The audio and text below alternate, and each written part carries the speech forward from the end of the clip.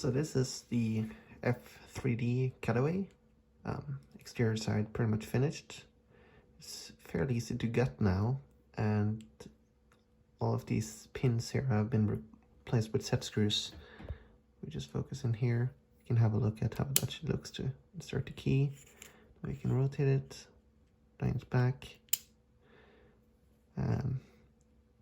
This thing here pops out, then you can rotate. This is actually the only thing stopping it from rotating. We can even see the little key thing moving here. The gears are moving. The gears rotate and move side to side. So we have basically 2-axis movement. And then you get authorized